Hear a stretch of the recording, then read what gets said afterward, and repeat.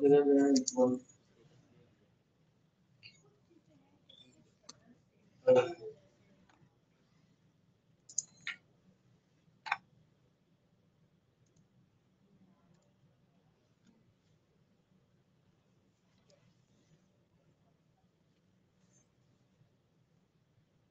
से link open हो गए सब लोग। हाँ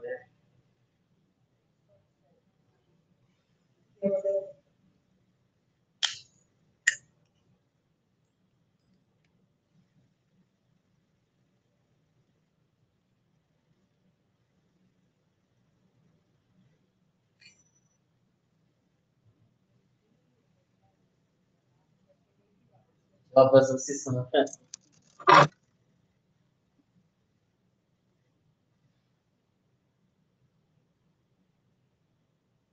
थैंक यू।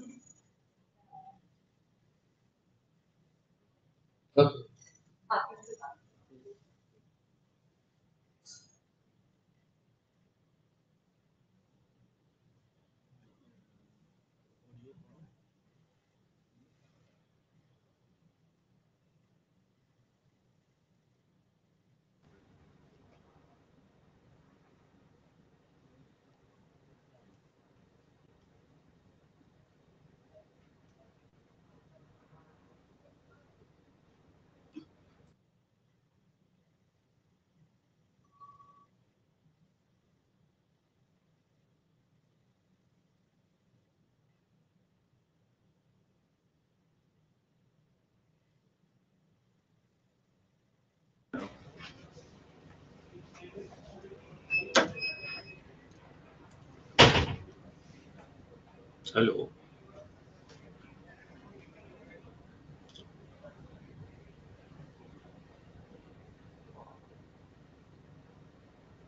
आप सुन पा रहे हैं?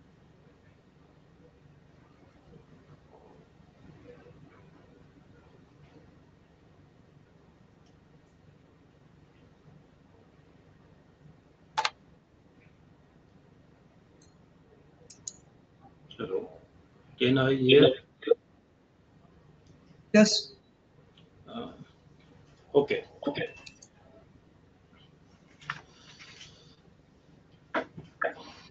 मैं डॉक्टर नरेश कुमार कुमार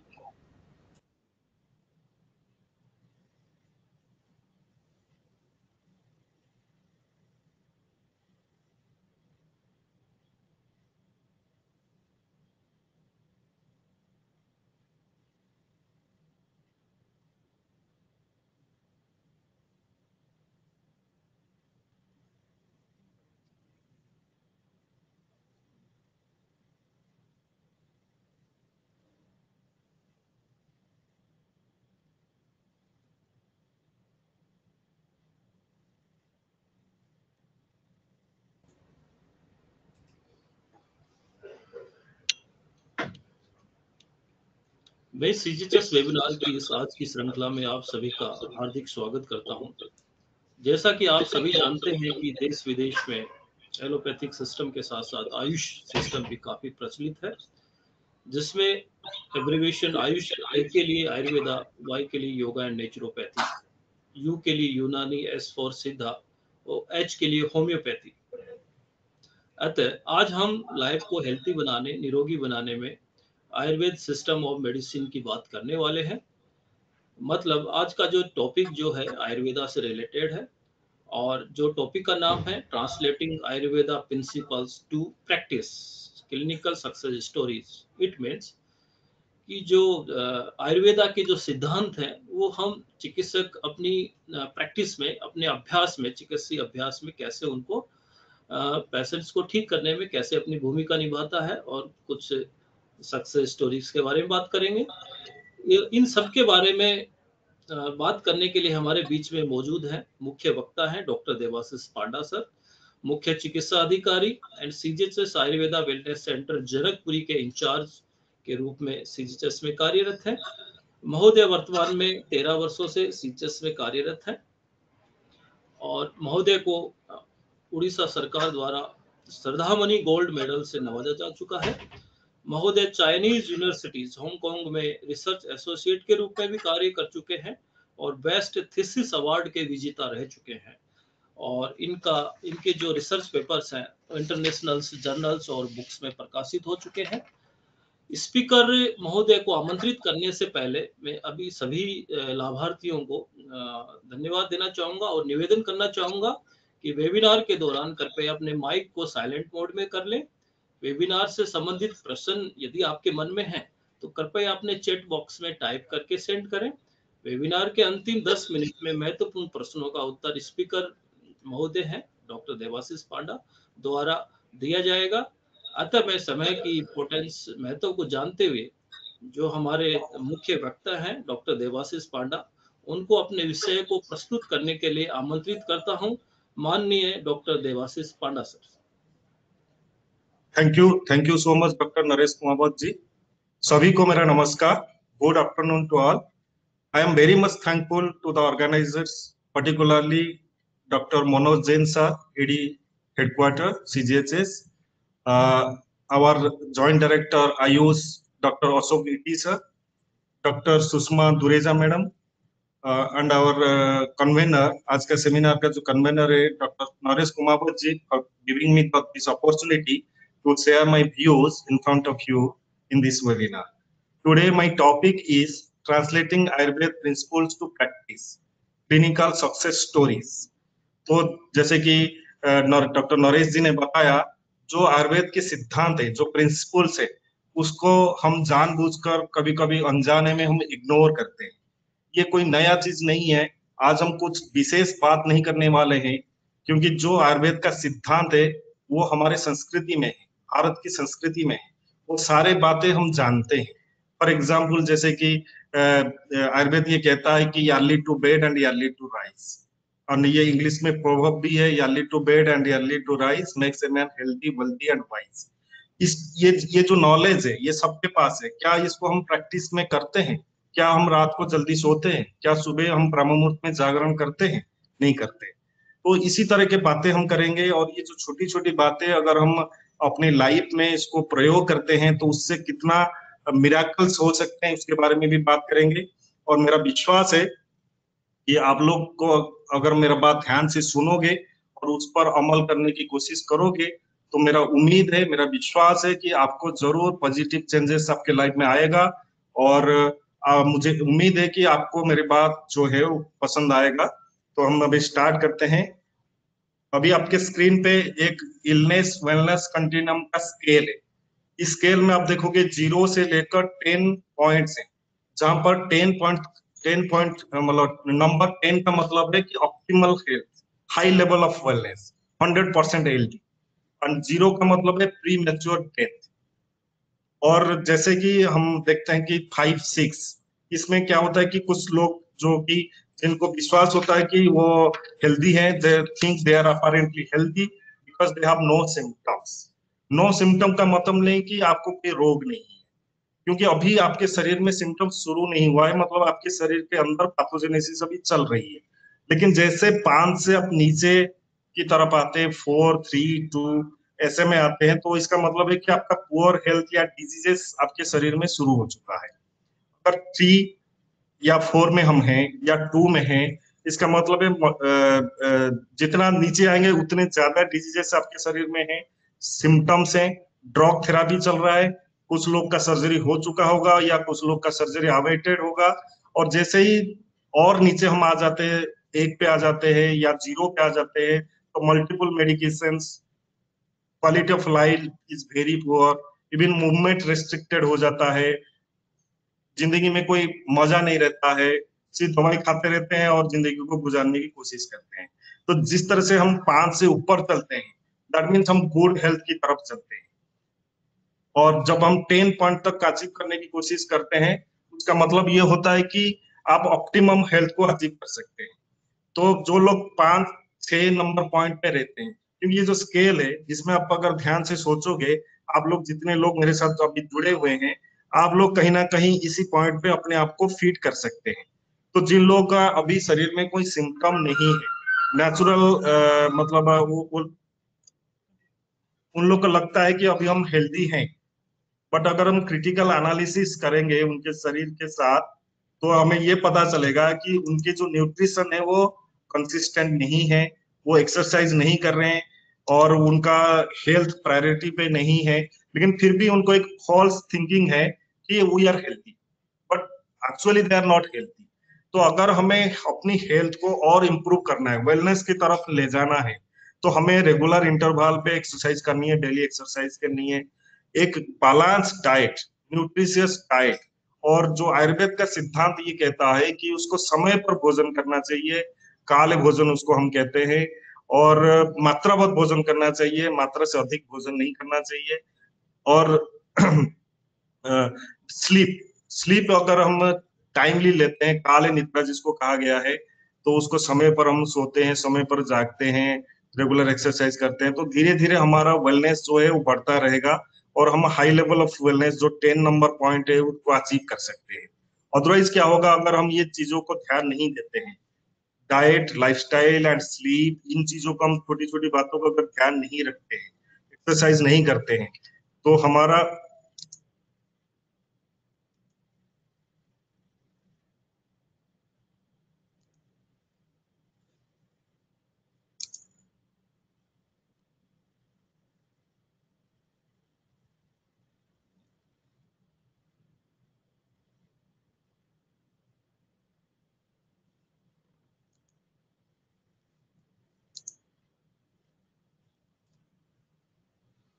अगर इन छोटी छोटी बातों का, फूड, लाइफस्टाइल एंड स्लीप, इन चीजों का अगर हम ध्यान नहीं रखते हैं तो धीरे धीरे हमारा हेल्थ डिटोरेट करता है।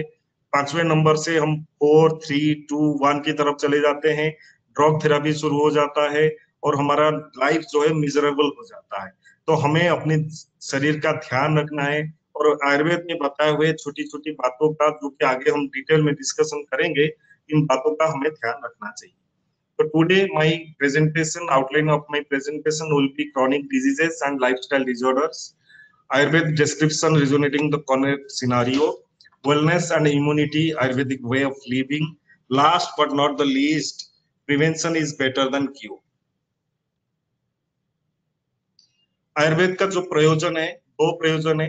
पहला प्रयोजन एंड मोस्ट इंपोर्टेंट प्रयोजन है स्वस्थ स्वास्थ्य रक्षण, अर्थात जो स्वस्थ व्यक्ति है, जो हेल्थी है, उनके स्वास्थ्य की रक्षा हम कैसे करें, आगे वो बीमार ना पड़े, इसके लिए क्या उपदेश है, इसके बारे में बात करेंगे।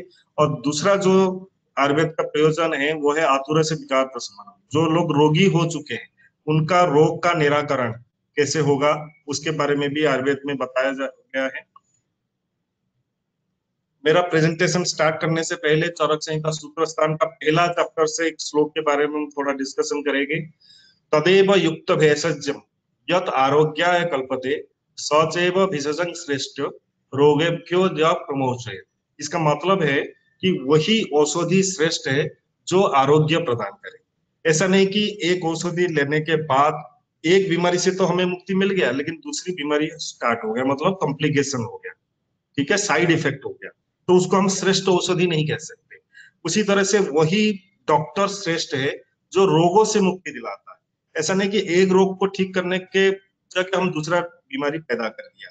तो हमें हमेशा ध्यान रहे कि हम जो भी औषधि ले रहे हैं या जो भी डॉक्टर्स अपने पेशेंट को दवाई दे रहे हैं, इस बात का जरूर ध्यान रखना चाहिए कि रोगियों को रोगों से मुक्ति मिलना चाहिए। अगेन हम एक और बात करेंगे, लोली महाराज, आचार्य लोली महाराज आयुर्वेद का एक महत्वपूर्ण उपदेश दिया है। वो ये कहते हैं कि पथ्य सती गदार्थस्य किमौषध निषेवणम, पथ्य असति गदार्थस्य किमौषध निषेवणम। इसका मतलब हुआ पथ्य, सबसे पहले हम बात करेंगे कि पथ्य क्या होता है। पथ्य का मतलब आप ऐसे समझ सकते हैं कि सही आहार और विहार, सही फूड एंड सही लाइफस्टाइल। अगर आप सही फूड ले रहे हैं, सही डाइट ले रहे हैं और सही लाइफस्टाइल फॉलो कर रहे हैं, तो औषधि सेवन की कोई आवश्यकता नहीं है, वैसे ही आप ठीक हो सकते हो। मतलब यहाँ पे फूड को और लाइफस्टाइल को ज्यादा इंपॉर्टेंस दिया गया है। सिमिलरली अगर आप पथ्य में नहीं रहते हो, अगर आपका लाइफस्टाइल गड़बड़ है, आप सही डाइट नहीं ले रहे हो, गड़बड़ डाइट ले रहे हो, तो भी आपको औषधि सेवन की कोई आवश्यकता नहीं है, क्योंकि आप जितना भी औषधि खा लें उससे कुछ ठीक नहीं होने वाला जब तक आप अपनी लाइफस्टाइल, अपना फूड हैबिट एंड फूड का जो फूड है उसको आप सही नहीं करते हो। क्योंकि आप देखेंगे कि जो हमारा आहार होता है वो मात्रा में भी हम ज्यादा लेते हैं, अमाउंट ज्यादा होता है आज कंपेयर टू मेडिसिन, और उसकी फ्रीक्वेंसी भी ज्यादा होता है। हम दिन में 3 बार 4 बार भी खाना खाते हैं, मेडिसिन उससे कम फ्रीक्वेंसी में लेते हैं और उसकी अमाउंट भी कम होता है। तो जो फूड है, फूड का हमारे शरीर में जो उसकी फंक्शनल एंटिटी है एंड स्ट्रक्चरल एंटिटी है, उसमें बहुत बड़ा रोल है। रचनात्मक और क्रियात्मक जो चेंजेस हमारे शरीर में आता है, वो सारे के सारे फूड के ऊपर आधारित है। तो अगर हमारा फूड सही नहीं है, तो हम कितना भी औषध खा लें तो हमारा रोग ठीक नहीं हो सकता, हमारे स्वास्थ्य का अनुवर्तन भी नहीं हो सकता। इसीलिए हमें हमेशा ध्यान रखना चाहिए कि हमारा फूड सही होना चाहिए, हमारा लाइफस्टाइल सही होना चाहिए। अब हम बात करेंगे कि ये फूड और लाइफस्टाइल, इसको ठीक करने के साथ साथ हम कितने गंभीर बीमारी से मुक्ति दिलाया पेशेंट को, ये भी हम बात करेंगे। तो सबसे पहले हम बात करते हैं सोरियासिस के बारे में। ये एक पेशेंट है, ऐसा नहीं कि हमने पहली बार इनको ट्रीटमेंट किया, ये पहले भी कई डॉक्टर को दिखा चुके थे, सीजीएचएस में भी आते थे। तो इनको प्लांटर सोरियासिस हुआ है। इसको हम आयुर्वेद में एक कुष्ठ या कीटिफ के साथ इसका कंपैरिजन कर सकते हैं। It is a very complex and chronic disease, और ये साइकोसोमैटिक एंड कई बार ये ऑटोइम्यून डिजीज भी होता है। इवन पेशेंट्स को क्या, डॉक्टर्स को भी खुद विश्वास नहीं होता कि सोरियासिस कभी ठीक हो सकता है। सोरियासिस के कई सारे कारण हैं, उनमें से गलत खानपान तो है ही, गलत खानपान और गलत लाइफस्टाइल, जैसे कि हमने अभी बात किया है। जैसे कुछ लोग क्या करते हैं कि दिन में खाना खाया और सो गए, ठीक है। कुछ लोग करते हैं कि रात को लेट सोया, दिन में लेट जगा। और जैसे कि फूड हैबिट में भी आप देखेंगे कि पनीर रोज रोज खा लिया, छोले राजमा उड़द चने की दाल ये सब रोज रोज खा लिया, मूंगफली तिल की लड्डू ये सब ज्यादा ज्यादा खा लिया, और जिससे इंडाइजेशन भी होता है और स्ट्रेस लेवल अगर हाई होता है तो इस तरह का गंभीर बीमारी हो सकता है।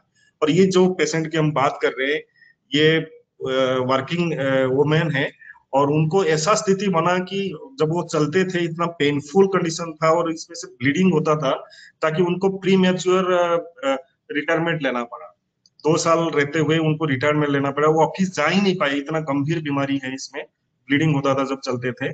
तो हमने जब इनको पहली बार काउंसलिंग किया, हमने इनको विश्वास दिलाया कि आप ठीक हो सकते हो, तो उनको उम्मीद ही नहीं हुआ कि वो ठीक हो सकते हैं, क्योंकि वो इतना परेशान हो सकते थे, उनकी लाइफ इतना मिजरेबल था, इतने डॉक्टर्स को दिखा चुके थे। लेकिन मैंने कहा कि आप जो है अपनी लाइफस्टाइल को थोड़ा सा चेंजेस करेंगे, खान पान में थोड़ा सुधार करेंगे, कुछ रेस्ट्रिक्शंस हमने फूड में भी बताया, लाइफस्टाइल पूरा स्ट्रिक्ट किया।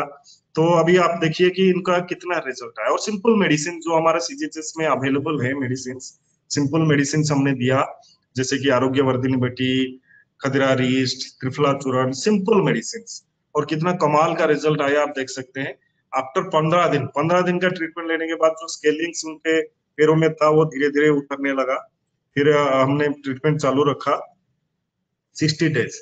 60 डेज 2 महीने में ही देखिए उनका पूरा जो है जो स्केल्स थे पूरे उतर गए, ब्लीडिंग पॉइंट्स ठीक हो गए, और उनका टोटल ट्रीटमेंट जो चला 3 से 4 महीने के लिए चला। अभी तो ये 60 डेज का मैंने आपको दिखाया है, लेकिन 3 महीने के बाद ये बिल्कुल ठीक हो गए, और ये रिलैप्स भी नहीं होता। अगर जब तक आपने गलत खानपान दोबारा नहीं करते तब तक ये दोबारा नहीं आएगा, क्योंकि ये जो 60 या 90 डेज का ट्रीटमेंट है उसमें आपका नॉलेज इतना हो जाता है अपने खानपान और लाइफस्टाइल को लेके, क्योंकि पहले आप इग्नोरेंट होते हैं, ठीक है, आपको पता नहीं होता कि सही है क्या, सही फूड क्या है, सही लाइफस्टाइल क्या है, पता तो होता है लेकिन आप उसको इग्नोर करते हो।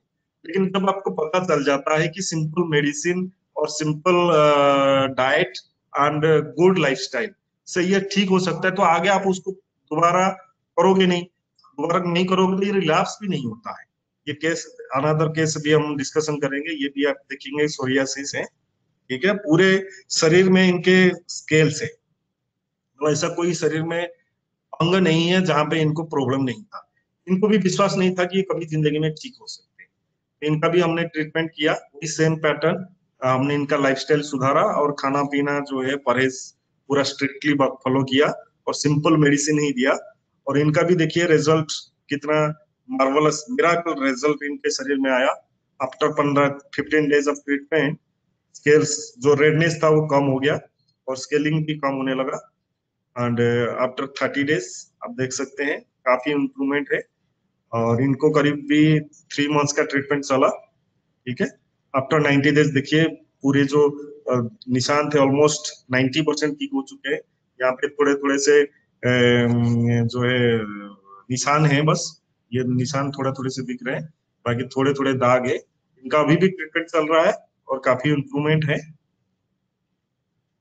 अभी एक और पेशेंट हम बात करेंगे जो कि एक्जिमा है। इसका भी जो निदान है, इसका भी जो पैथोजेनेसिस है वो सोरियासिस के साथ सेम ही है। इसमें भी आप देखेंगे जो गलत खान पान की वजह से मतलब इनमें जो हम परहेज बताया, मिल्क एंड मिल्क प्रोडक्ट्स को परहेज में रखा, मिल्क प्रोडक्ट्स इनको कुछ भी नहीं दिया।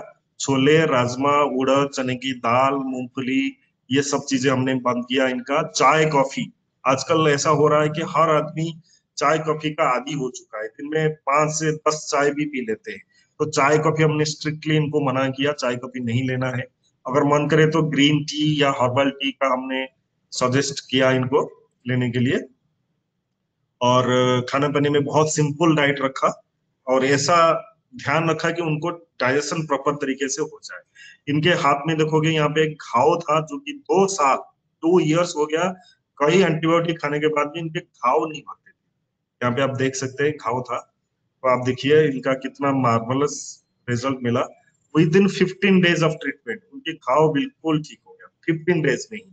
लेकिन निशान तो था, और क्योंकि ये एक्जिमा जो है ये भी काफी क्रॉनिक डिजीज है और काफी टाइम लगता है इसको ठीक करने में, आयुर्वेद में भी। लेकिन ये ठीक हो जाते हैं। तो 15 दिन बाद इनका घाव भर गया था, लेकिन निशान काफी थे। फिर आप आगे देखेंगे 60 डेज के बाद बिल्कुल ठीक है, कोई निशान नहीं है, बिल्कुल क्लियर हो गया इनका। अभी हम बात करेंगे सिरोसिस ऑफ लीवर। आप सबको पता है कि जो सिरोसिस ऑफ लीवर होता है वो एक irreversible change of liver anatomy and physiology होता है, जिसमें लीवर श्रिंक हो जाता है और जो कॉर्टिकल इकोस्ट्रक्चर होता है लीवर का वो कम हो जाता है। तो ये भी पेशेंट आप देखेंगे तो इसमें दो वैल्यू आपको यहाँ पे दिख रहा है। ये एक तो ई वैल्यू है एंड सीएपी वैल्यू है। जो ई वैल्यू है दैट इज लिवर स्टिफनेस या डिग्री ऑफ लिवर स्कैरिंग है। तो इसमें जैसे 15.6 वैल्यू आता है, ये किलो किलो पास्कल, जो केपीए लिखा है किलो पास्कल में इसको मेजर किया जाता है। Liver stiffness is measured in kilo pascals. इसमें अगर 0 to 7 होता है तो नो फाइब्रोसिस, अगर 7 to 10 होता है 7 से लेकर 10 तक तो माइल्ड फाइब्रोसिस, अगर 10 to 13 होता है तो मॉडरेट फाइब्रोसिस, और एबव 13 से ऊपर severe fibrosis and cirrhosis of liver होता है। तो यहाँ पे पेशेंट की वैल्यू जो है वो 15.6 था। जो सीवियर सिरोसिस ऑफ लिवर की पेशेंट है उनमें ये वैल्यू जो है बढ़कर 50, 60, 70 तक भी चला जाता है, 70 तक चला जाता है। तो ये पेशेंट भी जब हमारे पास आए थे तो उनको 15.6 वैल्यू था। और जो सीएपी होता है ये कंट्रोल्ड एटेन्यूएटेड पैरामीटर होता है। This is a fast, reliable, repeatable, non invasive method for the assessment of liver steatosis and fibrosis. ये भी इसका जो वैल्यू है अगर ये लेस देन 235 होता है, 235 से अगर ये नीचे होता है तो नो फैटी लिवर, मतलब ग्रेड 0 होता है। अगर ग्रेड 1 फैटी लिवर जो होता है वो 235 to 260 होता है, ग्रेड 1 फैटी लिवर। इसका मतलब होता है कि लिवर में 11 to 33% फैट है। और 260 to 290 अगर होता है तो ग्रेड 2 फैटी लिवर होता है, जिसका मतलब 34 to 66% फैट डिपोजिशन होता है। और एबव 292 अगर ये है तो ग्रेड 3 फैटी लिवर ही होता है। तो अगर ये जो पेशेंट जो मेरे पास आए थे तो इनको ग्रेड 3 फैटी लिवर था और सीवियर फाइब्रोसिस था, सिरोसिस ऑफ लिवर था। तो इनका भी ट्रीटमेंट चला। तो after 2 to 3 months of treatment, इसमें थोड़ा टाइम ज्यादा लगा, लगभग 1 साल से भी ऊपर इनका ट्रीटमेंट हो चुका है, टाइम लगा इसमें ज्यादा।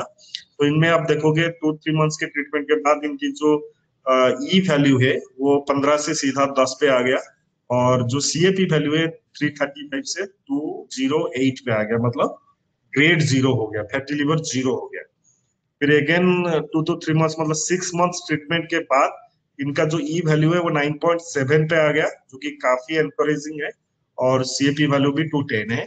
अभी फिलहाल इनका जो ई वैल्यू है वो 7.5 है, 1 ईयर का, मोर देन 1 ईयर ट्रीटमेंट हो चुका है। और CFP वैल्यू 244, ये यहाँ पे थोड़ा सा बढ़ा है CFP value, but still it is almost normal. तो फैटी लिवर जो था इनका ग्रेड 0 हो गया फैटी लिवर, और सिरोसिस लिवर भी ऑलमोस्ट नॉर्मल, 7 से नीचे नॉर्मल होता है, ऑलमोस्ट नॉर्मल की श्रेणी में आ चुका है, जिसको भी जनरली डॉक्टर्स भी ये समझते हैं कि ये इरिवर्सिबल चेंजेस होता है, कभी ठीक नहीं हो सकता है। लेकिन सिंपल हमने लाइफस्टाइल चेंजेस किया, खान पान में सुधार किया और परहेज बताया, लेकिन ये है कि पेशेंट ने भी हम काफी कोऑपरेट किया, क्योंकि पेशेंट अगर कोऑपरेट नहीं करते, ये सब आयुर्वेद के उपदेश को फॉलो नहीं करते हैं, तो इतना मिराकल रिजल्ट मिलना असंभव है। लेकिन पेशेंट भी कोऑपरेट करते हैं, तो ये रिजल्ट आपके सामने है। अभी एक और केस हम डिस्कशन करेंगे, जॉन्डिस एंड लिवर फेल्यूर।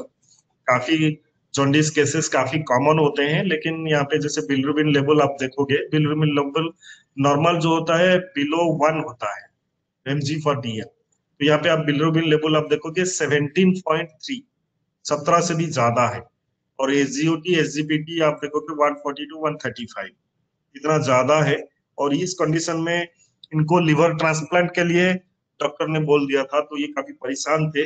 तो हमने भी इनको लाइफस्टाइल एंड डाइट रिस्ट्रिक्शंस ये सब चीजें बताया, तो काफी एनकरेजिंग रिजल्ट्स इसमें भी आया।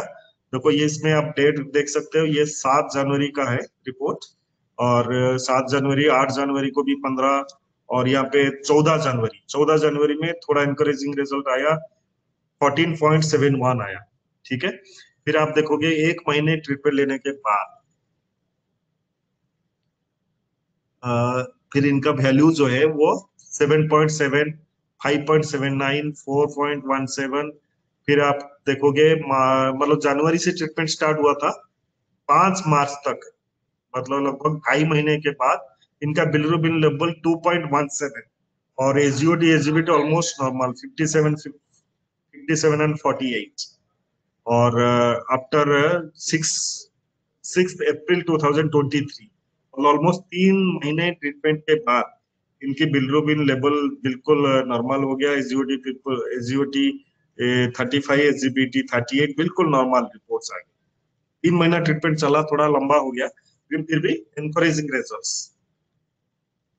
ये another difficult case, vitreomacular traction syndrome. यहाँ पे आप देखोगे लेफ्ट आई, एक आई तो ठीक था लेफ्ट आई, लेकिन राइट आई में इनको प्रॉब्लम था। तो आप देखेंगे इसमें जो वैल्यू है 410 हो गया था, जबकि ये 260 होना चाहिए। यहाँ पे ये सूजन आप देख सकते हैं। ठीक है, इनका भी हमने हिस्ट्री लिया, तो इनका भी खान पान और लाइफस्टाइल बहुत बिगड़ा हुआ था। मेनली मार्केटिंग जब करते हैं तो बाहर, यूजुअली बाहर रहते हैं, तो ना सोने का, ना जागने का, ना खाने का, कोई भी शेड्यूल इनका ठीक नहीं था। लेकिन ये इतना परेशान थे, जब हमने इनको काउंसलिंग किया तो ये सब कुछ मानने के लिए तैयार हुए। तो इसके बाद आप देखेंगे धीरे धीरे ये जो सूजन है कम हुआ, और ऑलमोस्ट ये नॉर्मल है। अभी ये लास्ट वैल्यू आप देखेंगे 259 और 261, ऑलमोस्ट नॉर्मल हो गया। और इसमें जो विट्रियोमैकुलर ट्रैक्शन सिंड्रोम होता है, इसमें विजन लॉस हो जाता है। इनको सर्जरी के लिए बोला गया था, लेकिन सर्जरी में भी कोई गारंटी नहीं था कि ये ठीक हो सकते हैं। हो सकता है कि सर्जरी के कारण इसका विजन पूरा का पूरा चला जाता, और वैसे भी इनको विजन में प्रॉब्लम हो रहा था, घूमता हुआ इमेज दिख रहा था, और प्रॉब्लम था। तो हम सिंपल लाइफस्टाइल, इनका भी ट्रीटमेंट लगभग 3 महीने चला। 3 महीने की ट्रीटमेंट लेने के बाद ये बिल्कुल नॉर्मल है आज के डेट में। एक और केस भी मैं डिस्कशन करना चाहता हूँ, कोलीलिथियासिस। जनरली जो गॉल ब्लैडर स्टोन होता है वो निकलना मुश्किल है और ना डिजॉल्व होता है, लेकिन ये एक इंटरेस्टिंग केस है। इसमें भी हमने वही सेम पैटर्न अपनाया, लाइफस्टाइल ठीक किया एंड डाइट रिस्ट्रिक्शन किया, एंड जो आयुर्वेद के उपदेश है उन्होंने वो सब बताया। और ये देखिए 11.8 mm का स्टोन था, हमें भी उम्मीद नहीं था, लेकिन इसमें बहुत एनकरेजिंग रिजल्ट आया। और 8 mm, सॉरी 11.8 mm का जो स्टोन है वो भी निकल गया। लेकिन सारे केसेस में ऐसा नहीं होता है, लेकिन काफी ये वाला केस एक इंटरेस्टिंग केस है। तो अभी हमने जो एडवाइस इन सबको दिया उसके बारे में बात करते हैं। वो सब हम जानते हैं, लेकिन किसी ना किसी वजह से हम उसको इग्नोर करते हैं। जैसे जो Ayurveda basic pillars of human life बताता है, त्रयोपस्थम, ट्राइपॉड ऑफ ह्यूमन लाइफ ऐसा कहा जाता है। इसको हम कह सकते हैं आहार, निद्रा एवं ब्रह्मचर्य। फूड, स्लीप एंड ब्रह्मचर्य। ठीक है, ब्रह्मचर्य को हम आनंद कह सकते हैं, या यहाँ पे आप फिजिकल एक्टिविटी या व्यायाम समझ सकते हैं सिंपल भाषा में। ब्रह्मचर्य क्योंकि वेरी ब्रॉड फॉर्म है, ब्रह्मचर्य का मतलब होता है highest level of consciousness. Brahmacharya is a sanyam that is applied to every aspect. तो बहुत बड़ा बात है, लेकिन अगर हम अपनी लाइफ को सही चलाना चाहते हैं, हेल्थ को बना के रखना चाहते हैं, तो हम फूड, स्लीप एंड एक्सरसाइज, ये तीन चीजों का अगर हम ध्यान रखते हैं तो हमारा हेल्थ जो है सही हो सकता है। जो हमने स्केल आपको बताया था शुरुआत में, अगर हम 5वें 6ठे नंबर पे हैं, अगर हमने अपनी फूड, स्लीप एंड एक्सरसाइज को ठीक कर दिया, तो 5 से 6, 6 से 7, 7 से 8 जाने में हमें मुश्किल नहीं होगा। हम वेलनेस को अचीव कर सकते हैं, हम ऑप्टिमम हेल्थ को अचीव कर सकते हैं। यहाँ पे हम श्रीमद् भागवत गीता का एक श्लोक के बारे में बात करेंगे। युक्त आहार विहारस्य युक्त चेष्टस्य कर्मसु युक्त स्वप्न अवबोधस्य योगो भवति दुःखः। योगो भवति दुःखः, यहाँ पे योग के बारे में बताया गया है, और ये दुख नाशक है, ये दुख को नाश करने वाला है। तो यहाँ पे क्या कहा गया है? युक्त आहार। युक्त आहार मतलब सही डाइट, सम्यक आहार। वही उसी तरह से युक्त विहार। युक्त विहार का मतलब है गुड लाइफस्टाइल, जो सही लाइफस्टाइल है उसको फॉलो करना। और युक्त स्वप्न अवबोध, सम्यक स्वप्न, सम्यक निद्रा लेना और सम्यक जागरण करना, early to bed, early to rise करना। ये जो तीन चीजें हैं, फूड, लाइफस्टाइल एंड स्लीप, अगर इन तीनों को हम सम्यक करते हैं, सही करते हैं, तो ये दुख, ये दुखों को नाश करने वाला है।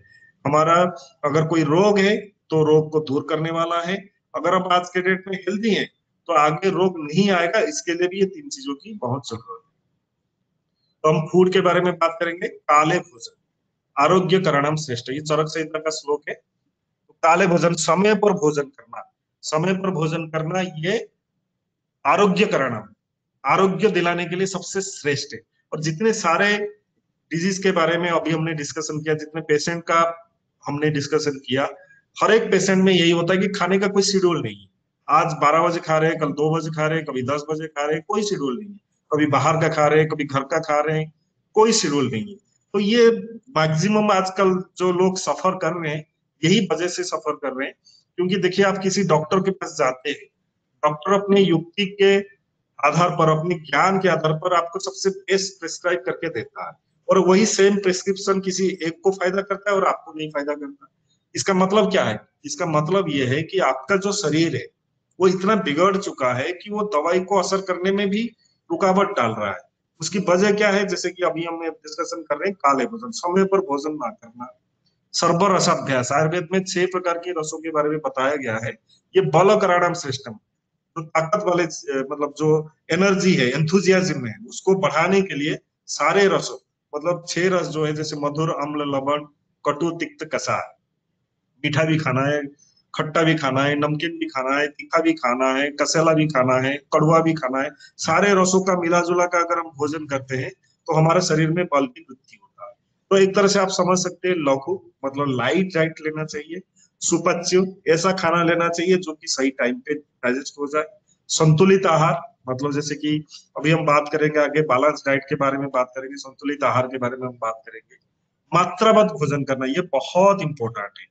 अगर कोई खाना टेस्टी मिल जाता है तो हम भरपेट खा लेते हैं, गले तक खा लेते हैं। जबकि आयुर्वेद का सिद्धांत क्या कहता है? आयुर्वेद का सिद्धांत ये कहता है कि जितना हमारा स्टोमक की कैपेसिटी है, उसको हम 3 भाग में डिवाइड करें।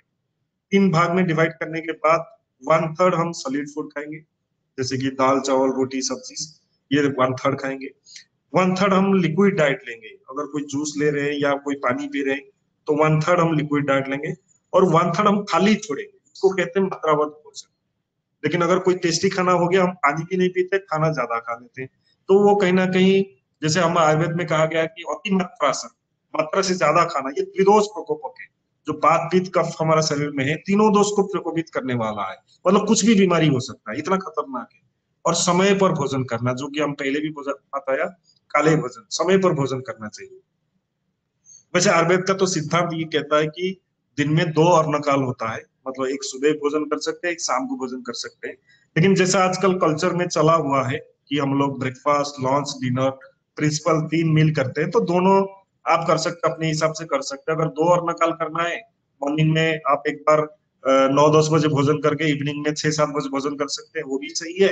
या ब्रेकफास्ट लंच डिनर करते हैं, वो भी सही है। लेकिन सबसे इंपॉर्टेंट बात ये है कि समय पर भोजन करना। अभी हम जैसे संतुलित आहार या बैलेंस डाइट का बात कर रहे हैं।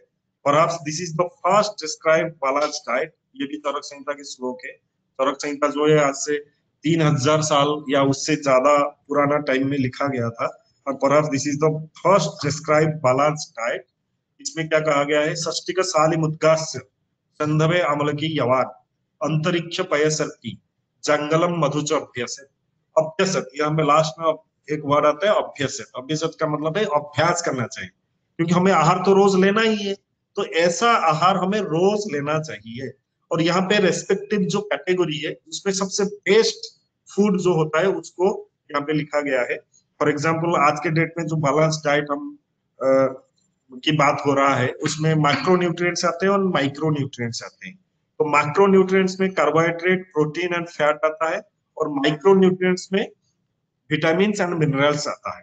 तो यहाँ पे आप देखेंगे षष्टिक साली, यहाँ पे चावल खाने के लिए लिखा गया है, गेहूं को यहाँ पे लिखा नहीं गया है। लेकिन यहाँ पे अगर एक एक जो एट्रीब्यूट है इसको अगर चेंज करना है, यहाँ पे चावल के बदले में आप गेहूं भी ले सकते हैं, आटा ले सकते हैं, या और भी कोई भी चीजें जो कार्बोहाइड्रेट में आता है वो उसको चेंज कर सकते हैं। लेकिन कार्बोहाइड्रेट में भी सबसे जो बेस्ट चीजें हैं वो है चावल, साली चावल या साठी चावल, ये इसको लिखा गया है। फिर उसके बाद प्रोटीन में यहाँ पे मूंग की दाल लिखा गया है। जितने भी पल्सेस मिलता है सबसे बेस्ट पल्स जो होता है वो मूंग की दाल होता है। ठीक है, वो इजीली डाइजेस्टेबल होता है और रिच प्रोटीन होता है। और यहाँ पे भी जो मांस लिखा गया है, मतलब जो नॉन वेजिटेरियन लोग हैं वो मांस ले सकते हैं, तो वो जंगल मांस लिखा है। ठीक है, जंगल मांस का मतलब जैसे मटन, मटन आप ले सकते हैं। ठीक है, यहाँ पे मछली को रोज खाने के लिए मना किया गया है। मछली, अंडे, चिकन, ये सबको रोज खाने के लिए मना किया गया है, बट जंगल मांस आप रोज ले सकते हैं, ऐसा लिखा गया है। और सेंधव लवण, नमक में सबसे श्रेष्ठ होता है सेंधव लवण, जिसको रॉक सॉल्ट कहते हैं, इसको आप अभ्यास कर सकते हैं। और मैक्रोन्यूट्रिएंट्स में फिर कार्बोहाइड्रेट, प्रोटीन के बाद एक आता है फैट। तो इसमें सर्पी लिखा है। सर्पी का मतलब है हम यहाँ पे गोघृत या जो भी घी है हमारे रोज ले सकते हैं। पयः, पयः का मतलब है दुग्ध, मिल्क, मिल्क एंड घी, ये भी हम रोज अभ्यास में ले सकते हैं, लेना चाहिए। ये रसायन है और पॉजिटिव हेल्थ देता है, तो इसको आप ले सकते हैं। फिर इसमें आता है आमलकी। जितने भी फ्रूट्स हैं सबसे बेस्ट फ्रूट जो होता है वो आंवला होता है। तो आंवला में विटामिन एंड मिनरल्स, लगभग सारे विटामिन एंड मिनरल्स इसमें पाया जाता है। आयरन रिच होता है, विटामिन सी ज्यादा होता है। तो यहाँ पे आप एक एक फ्रूट चेंज कर सकते हैं। आज आपने आंवला खाया, कल आप पपीता खा लो, परसों आप अनार खा लो, किसी दिन आप एप्पल खा लो, लेकिन एक फ्रूट रोज फूड में होना चाहिए। मतलब ये एक एग्जाम्पल है, आप एक एक चीज आप चेंजेस करके ले सकते हैं। यव, यव मतलब जौ का सत्तू या जौ का आटा यहाँ पे लिखा गया है। इसमें भी विटामिन बी कॉम्प्लेक्स ज्यादा होता है, और कैल्शियम, कैल्शियम भी होता है और आयरन भी होता है। तो यहाँ पे जौ का सत्तू या जौ का आटा का रोज सेवन करने के लिए लिखा गया है। अंतरिक्ष जल, अंतरिक्ष जल का या कोई भी जो कि आज के डेट में जैसे भी पानी जो सुरक्षित पानी है, ड्रिंकिंग वाटर है, इसको लिखा गया है। और मधु सबसे अंत में आता है, मधु, शहद, हनी, ये भी मल्टीविटामिन, मल्टी मिनरल्स होता है। जनरली मिनरल्स ज्यादा होते हैं शहद में, तो इसलिए इसको भी लिया गया है। तो इसमें अगर आप इसी तरह का फूड का भी रोज अभ्यास करते हैं तो इससे क्या होगा कि आपके शरीर में पॉजिटिव हेल्थ जरूर आएगा। ये बैलेंस डाइट है। इसमें जो चीजें आपको खा खा के मतलब बोर हो गए हैं, तो आप इसमें एक एक चीजें चेंजेस कर सकते हैं। जैसे आज मूंग की दाल खाया तो कल मसूर की दाल, परसों अरहर की दाल, ऐसे चेंजेस भी आप कर सकते हैं। जैसे मैंने फ्रूट्स में भी बताया, आज आपने चावल खाया, कल रोटी खाया, ऐसे चेंजेस आप कर सकते हैं। फिर इसके बाद जैसे आहार के बारे में हमारा बहुत कुछ डिस्कशन हो चुका है, इसके बाद आते हैं निद्रा। आहार के लिए तो हम पैसा खर्च करते हैं, लेकिन नींद हमको फ्री में मिलता है, इसलिए हम उसको नींद का इंपॉर्टेंस को समझ नहीं पाते। आजकल का जो यंगर जनरेशन है, इनको तो ये लगता है कि दिन में 24 घंटे होता है और कभी भी सो लो, 6-7 घंटे की नींद ले लो, वो पूरा हो गया। लेकिन ऐसा नहीं होता। ना आयुर्वेद का सिद्धांत ये कहता है, ना आजकल जो मॉडर्न रिसर्च हो रहा है वो ये कहते हैं। वो ये कहते हैं कि समय पर निद्रा लेना चाहिए, काल निद्रा होना चाहिए। यहाँ पे काल निद्रा का मतलब है समय पर निद्रा लेना। पुष्टिकरणम श्रेष्ठ, शरीर को पोषण करने वाला जितने भी चीज है, इवन इट इज मतलब जैसे आहार पोषण करता है उसी तरह से निद्रा भी पोषण करता है। ठीक है, तो ये पोषण करने वाले द्रव्य में श्रेष्ठ होता है, तो समय पर निद्रा लेना चाहिए। समय पर निद्रा का मतलब है रात्रि स्वभाव प्रभाव निद्रा। रात्रि में अपनी स्वभाव से ही जो निद्रा आ रहा है उसको रात्रि स्वभाव प्रभाव निद्रा कहते हैं। That is the biological need of our body. इसको भूत धत्री, प्राणियों के लिए ये धत्री समान है, ये माँ समान है। ये माँ जैसे अपनी बच्चे का पोषण के लिए ध्यान रखती है, उसी तरह से रात्रि में समय पर सोना। समय पर सोना का मतलब जो आइडियल टाइम, आप गूगल करके भी इस चीज को देख सकते हैं। जो समय पर सोएंगे तो क्या क्या लाभ मिलेगा उसका आप देख सकते हैं। तो समय पर सोने का मतलब है रात को 9 बजे से लेकर 2-3 बजे तक सोना। अगर 9 बजे भी नहीं सो पाते तो मैक्सिमम 10 बजे तक आपको सो जाना चाहिए। अगर आप नहीं सोते, लेट नाइट स्लीप करते हैं, तो उसमें बहुत बैड हेल्थ का हो सकता है। तो इसलिए समय पर सोना बहुत इंपॉर्टेंट है। तो यहाँ पे रात्रि सुबह प्रभाव निद्रा, समजागरण स्वप्न। समजागरण का स्वप्न का मतलब है सही समय पे सोना, सही टाइम पे जगना।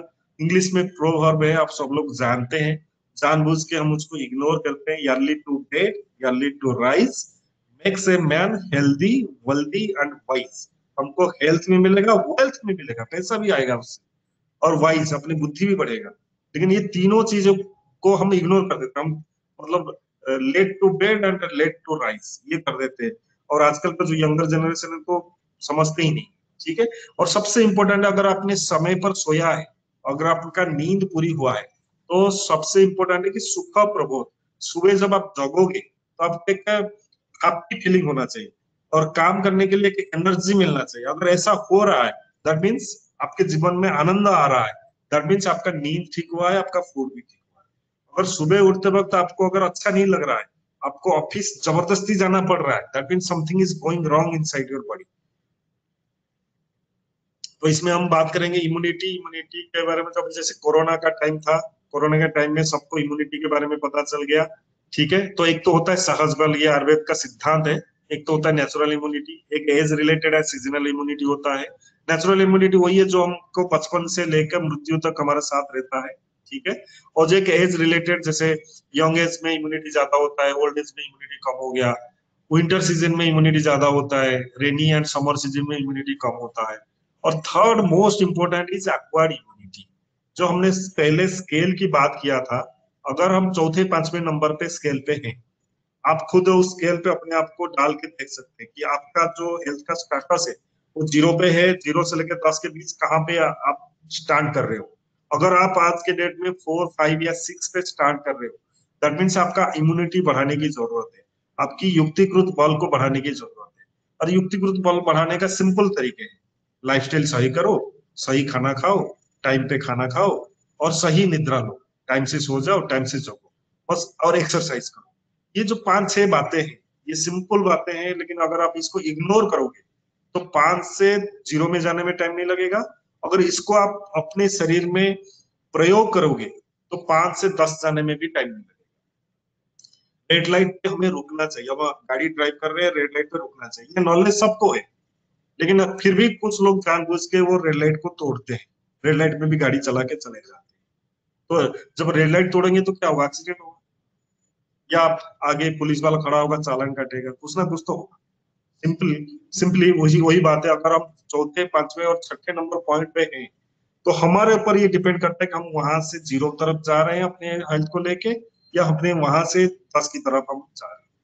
तो आयुर्वेद में जो रोग का भेद, शारीरिक, मानसिक, आगंतुक, अभी थोड़ा टाइम की कंस्ट्रेंट है, थोड़ा जल्दी जल्दी कर लेते हैं।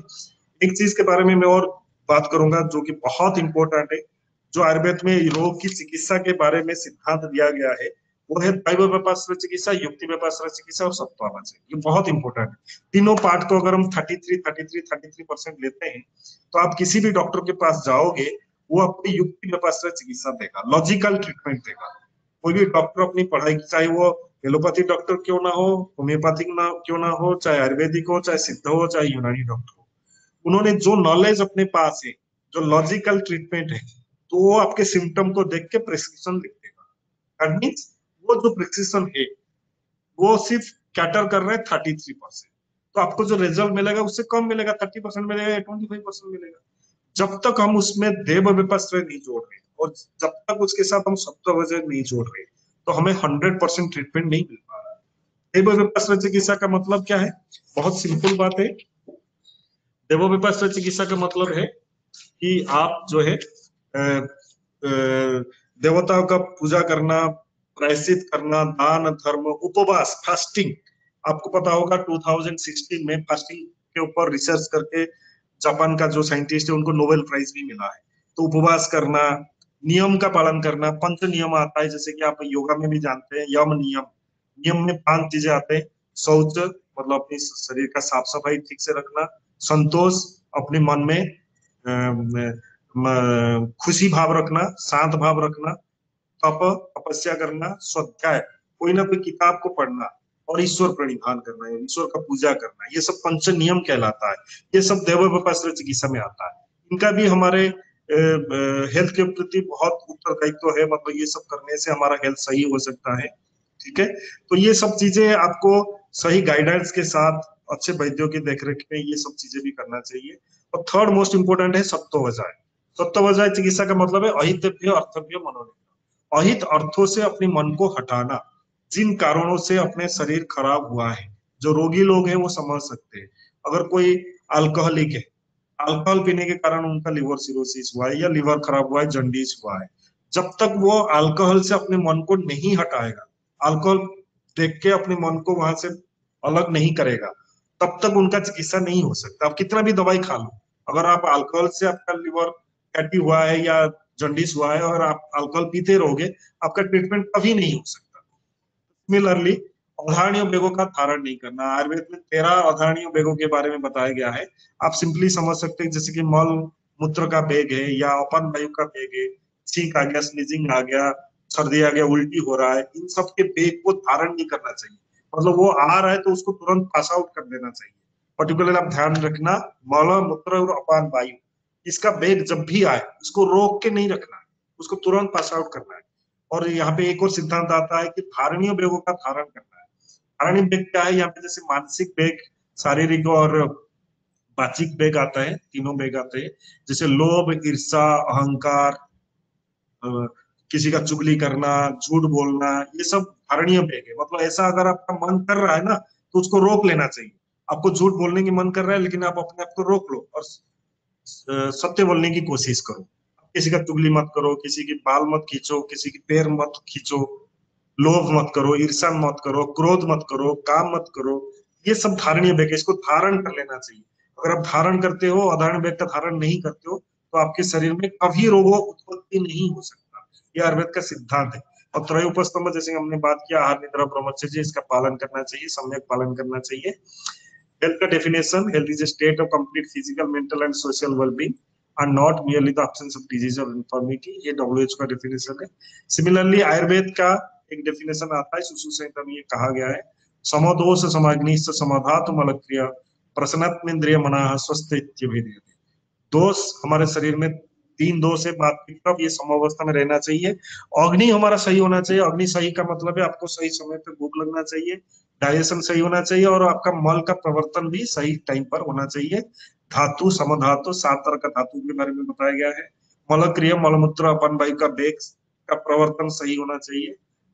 प्रसन्न मतलब खुश रहना, आत्मा इंद्रियों मन में खुश रहना, ये स्वस्थ का परिभाषा है।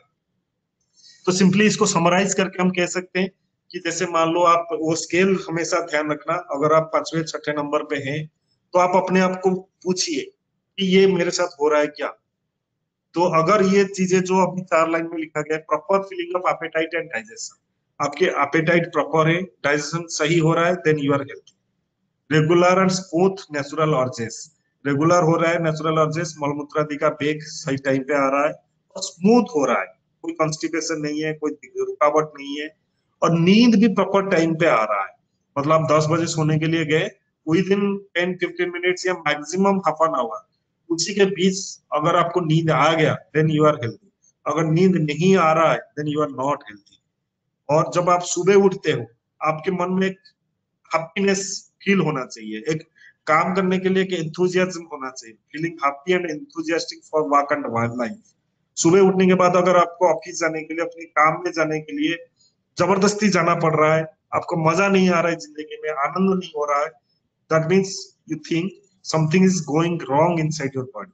You have to identify and you have to get the diagnosis done. Contented and meditative mind and senses.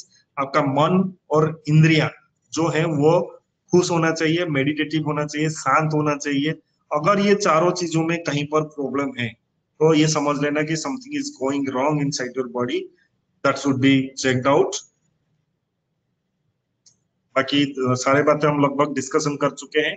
अगर आप कोई रोगी हो गए हैं तो रोग का निराकरण करना आयुर्वेद का दूसरा लक्ष्य है। पंचकर्म का प्रयोग करके, पंचकर्म में 5 थेरापेटिक प्रोसीजर्स आते हैं, वमन, विरेचन, बस्ती, नस्य और रक्तमुख्य।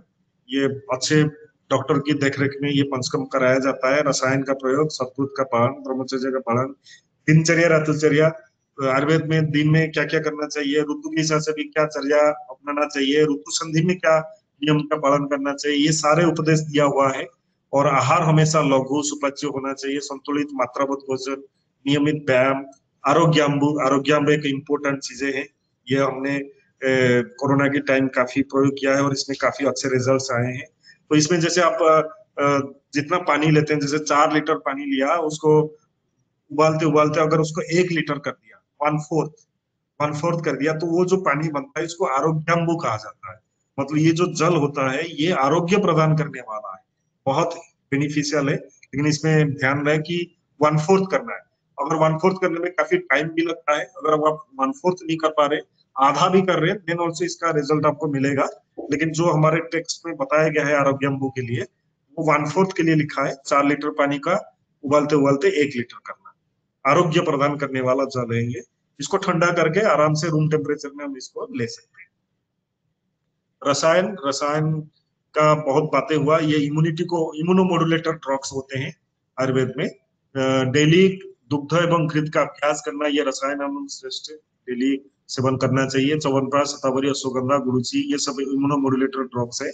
दाड़िम, द्राक्षा, ग्लूजूस, पोटल, बत्तख, कार्बेलक, ठीक है। ये सब चीजें बारे में ऑलरेडी डिस्कशन हो चुका है।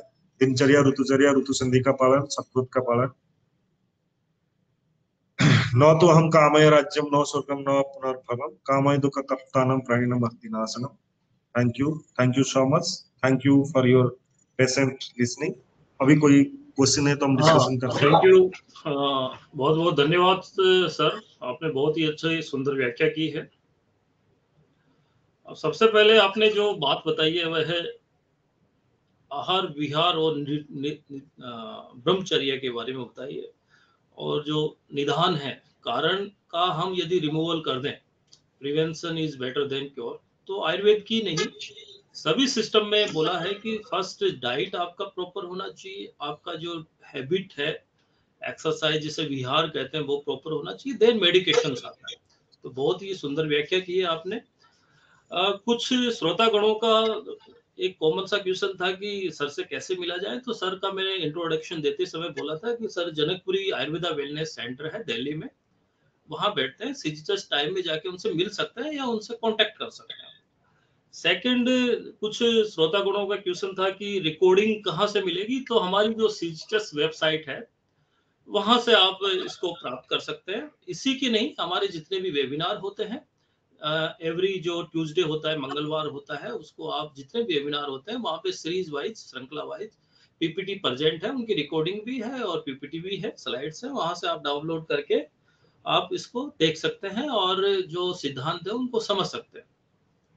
इसके साथ सर ने जो बताया है कि लीवर डिसऑर्डर्स और स्किल्स के बारे में स्पेसिफिक बताया है, जिसमें जो डाइट्स और एक्सरसाइज है उनके बारे में बहुत अच्छी सुंदर व्याख्या की है। सर से मेरा क्वेश्चन एक श्रोतागण ने पूछा है, बहुत ही सुंदर क्वेश्चन है, कि लीवर के लिए वो एक भूमि आंवला ले रहे हैं, फाइलेंथिस न्यूरोआई, और उनको साथ में अस्थमा भी है, तो क्या वह इसको कंटिन्यू रखें या ये उनको ठीक है, कैसा है? तो सर आपका ओपिनियन जानना चाह रहे हैं, प्लीज सर।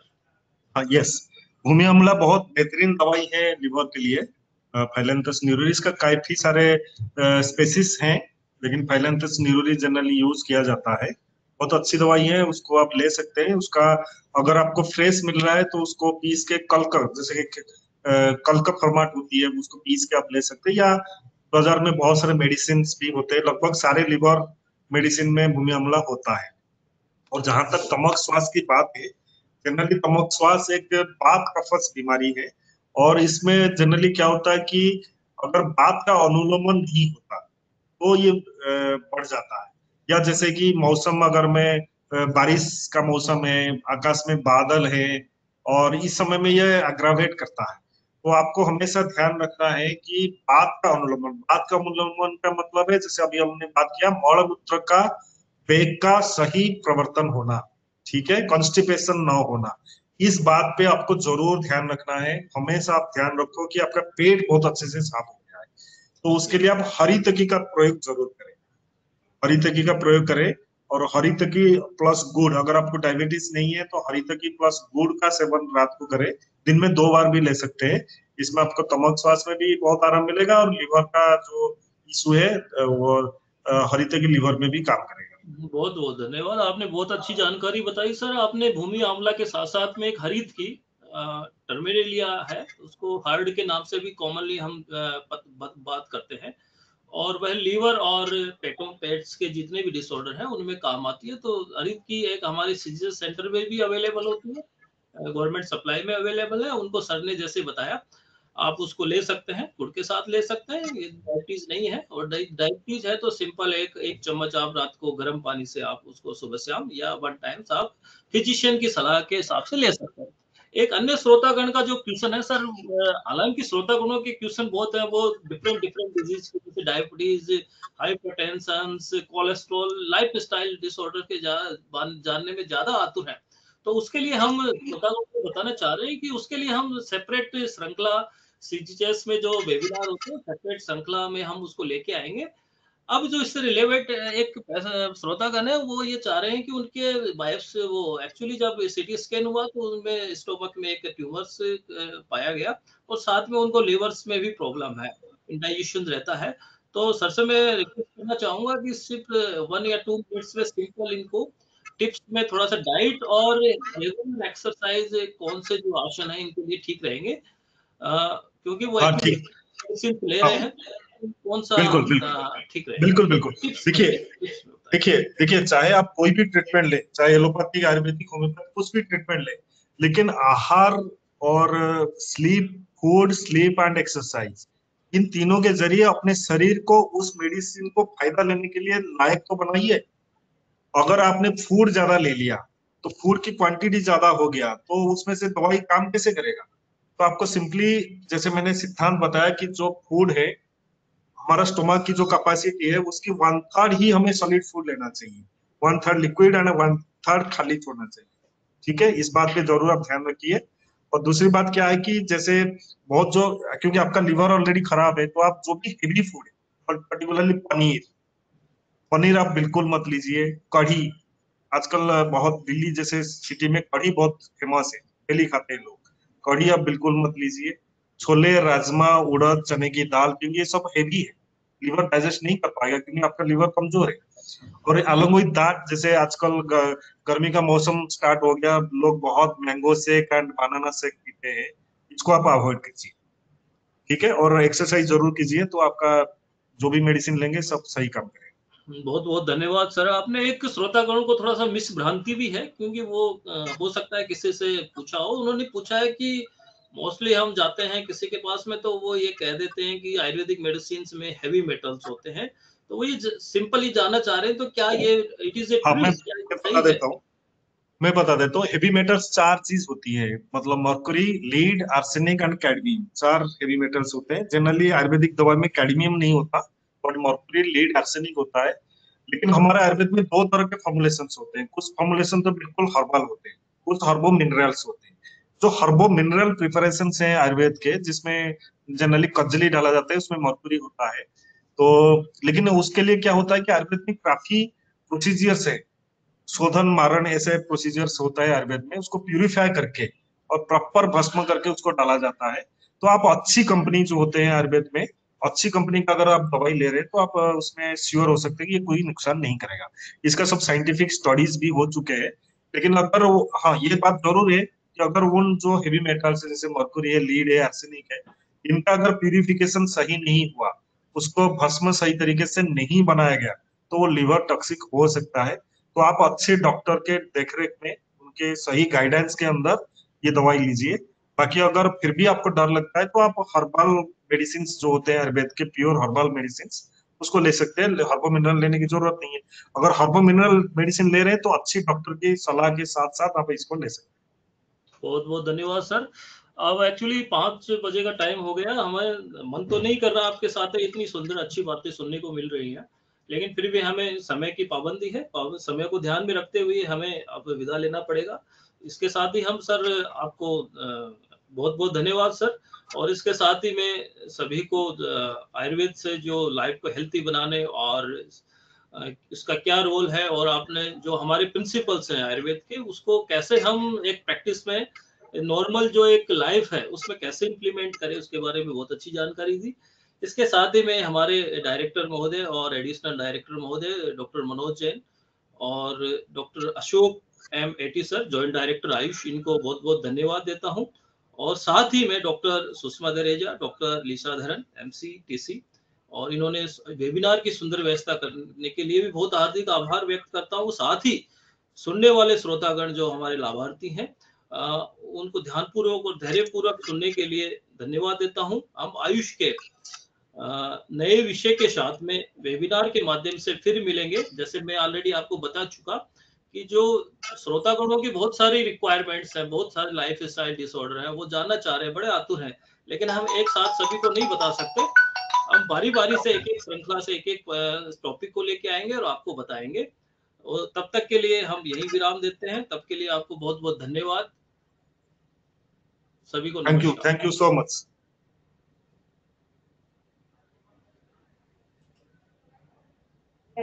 बहुत